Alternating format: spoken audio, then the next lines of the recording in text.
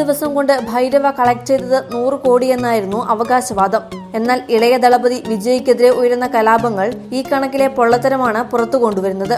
Super താരങ്ങളുടെ താരമൂല്യം സംരക്ഷിക്കാനാണ് കള്ളക്കണക്കുകൾ പടച്ചുവിടുന്നതെന്നും ഇതിന്റെ സത്യാവസ്ഥ പുറത്തു കൊണ്ടുവരണമെന്നും തമിഴ്നാട്ടിലെ വിതരണക്കാർ ആവശ്യപ്പെടുകയാണ്. നേരത്തെ രജനി ചിത്രം ലിംഗ സിനിമയുടെ വിതരണക്കാർ നഷ്ടം നികത്താൻ രജനിയുടെ വീട്ടിൽ നിരാഹാരമിരിക്കാൻ തീരുമാനിച്ചിരുന്നു. പിന്നീട് താരം തന്നെ ഇടപെട്ടാണ് പ്രശ്നം ഒത്തുതീർപ്പാക്കിയത്. വിജയ് നായകനായി എത്തിയ ഭൈരവ സിനിമ കാരണം കോടിക്കണക്കിന് രൂപ നഷ്ടമുണ്ടായെന്നും ഇതിന് പരിഹാരമായി 14 കോടി രൂപ വിജയ് നൽകണമെന്നുമാണ് വിതരണക്കാരുടെ ആവശ്യം. നേരത്തെ ഭൈരവിയുടെ വിതരണം ഏറ്റെടുത്ത വകയിൽ 1.5 കോടിക്ക് മുകളിൽ നഷ്ടമാണെന്ന് വെളിപ്പെടുത്തി വിതരണക്കാരനായ സുബ്രഹ്മണ്യം രംഗത്തെത്തിയിരുന്നു. 70 കോടി ബജറ്റിൽ പുറത്തിറങ്ങിയ സിനിമ 55 കോടി രൂപയ്ക്കാണ് വിതരണം ഏറ്റെടുത്തത്. എന്നാൽ ചിത്രം കനത്ത നഷ്ടമായിരുന്നെന്നും 14 കോടിയാണ് നഷ്ടമുണ്ടാക്കിയതെന്നും വിതരണക്കാർ പറഞ്ഞു. വിജയുടെ ചിത്രങ്ങൾ ഭാവിയിൽ ഏറ്റെടുക്കണമെങ്കിൽ ഈ 14 കോടിയുടെ നഷ്ടം വിജയ് തന്നെ നികത്തണമെന്നും ഇവർ ആവശ്യപ്പെട്ടു. Entertainment desk, Marunadan Malayali.